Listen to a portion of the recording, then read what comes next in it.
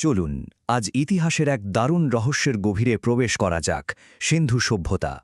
একবার ভাবুন তো, এমন একটা সভ্যতার কথা যা কিনা মিশর বা মেসোপটেমিয়ার মতোই উন্নত ছিল, কিন্তু তার পুরো গল্পটাই হাজার হাজার বছর ধরে মাটির তলায় চাপা পড়েছিল।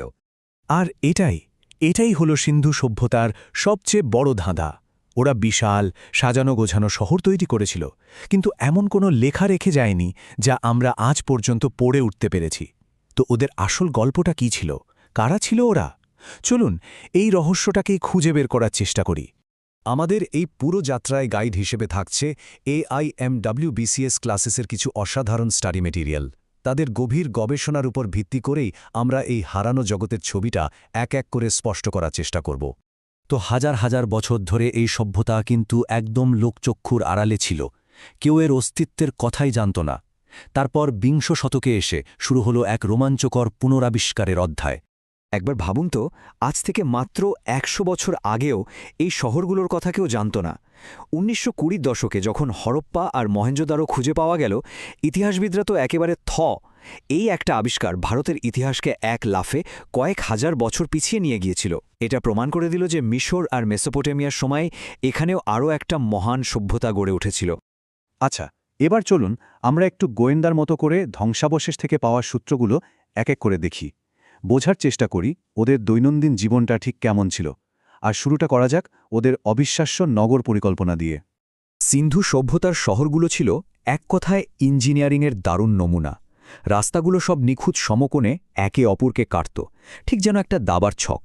শহরগুলো সাধারণত দুটো ভাগে ভাগ করা থাকত। একটা উঁচু দুর্গ এলাকা, যাকে বলা হয় সিটাডেল, সম্ভবত শাসকরা ওখানে থাকতেন, আর সাধারণ মানুষের জন্য ছিল নিচু এলাকা বা লোয়ার টাউন। আর সবচেয়ে অবাক করা ব্যাপার হলো, প্রত্যেকটা বাড়িতে ছিল নিজস্ব বাথরুম আর বর্জ্য বের করার জন্য ঢাকা ড্রেন। ভাবা যায়, প্রায় ৪,৫০০ বছর আগের ড্রেনেজ সিস্টেম, যা আজকের অনেক শহরকেও হার মানিয়ে দেবে। এই নিখুঁত পরিকল্পনা থেকেই বোঝা যায় যে ওদের একটা শক্তিশালী কেন্দ্রীয় শাসন ব্যবস্থা ছিল। মানে প্রত্যেকটা শহরের জন্য নিজস্ব একটা চরিত্র ছিল, যা থেকে ওদের সংগঠিত সমাজ ব্যবস্থাটা পরিষ্কার বোঝা যায়।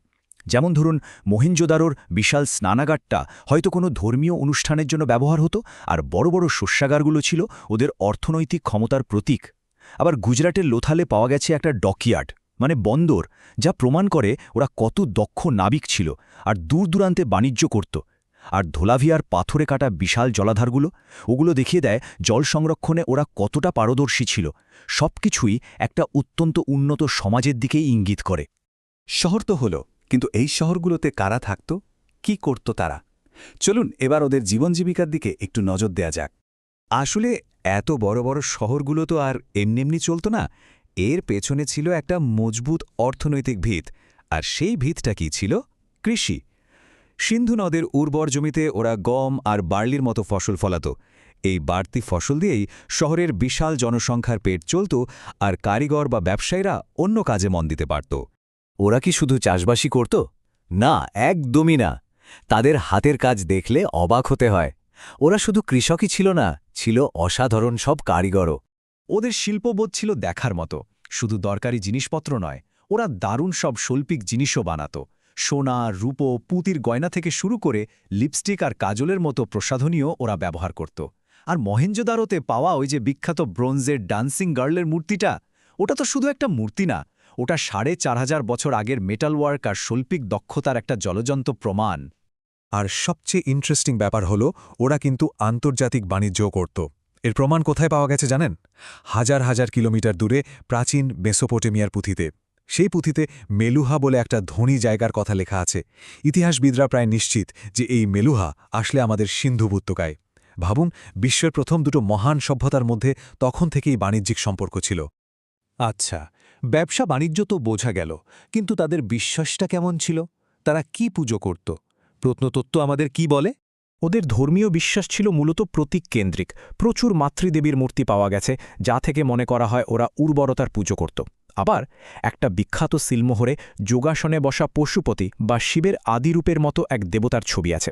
কিন্তু জানেন, সবচেয়ে অবাক করার মতো বিষয় কোনটা? এত বড়, এত গোছানো একটা সভ্যতায় এখনও পর্যন্ত একটাও মন্দিরের মতো পাকাপোক্ত উপাসনালয়ের খোঁজ পাওয়া যায়নি। অদ্ভুত না ব্যাপারটা? তো চলুন আবার সেই মূল রহস্যের দিকে ফেরা যাক, যা দিয়ে আমাদের আজকের আলোচনা শুরু হয়েছিল। কোন জিনিসগুলো আমাদের কাছে আজও ধাঁধার মতো রয়ে গেছে? ওদের রেখে যাওয়া সবচেয়ে বড় ধাঁধাটা হলো ওদের লিপি, মানে ওদের লেখা, যার মানে আজও কেউ বের করতে পারেনি। আমরা শুধু এটুকু জানি যে ওদের লেখার স্টাইলটাও ছিল একেবারে অন্যরকম। একে বলা হয় বুস্ট্রোফেডন, মানে ধরুন প্রথম লাইনটা ডান দিক থেকে বাঁ দিকে লেখা হলো, ঠিক তার পরের লাইনটা আবার বাঁ দিক থেকে ডান দিকে, ঠিক যেন মাঠে লাঙল দেওয়ার মতো। আর এই লিপিটা পড়তে না পারাটাই হচ্ছে ওদের সভ্যতাকে পুরোপুরি বোঝার পথে সবচেয়ে বড় বাধা। ভাবুন তো, প্রায় 400-র বেশি আলাদা আলাদা চিহ্ন বা প্রতীক পাওয়া গেছে, কিন্তু তার একটারও মানে আমরা জানি না। যতক্ষণ না আমরা ওদের ভাষাটা বুঝতে পারছি, ওদের আসল ইতিহাসটা, ওদের চিন্তাভাবনা সবকিছুই তো অসম্পূর্ণ থেকে যাবে। ওদের উত্থানের মতোই ওদের পতনটাও একটা বিরাট রহস্য।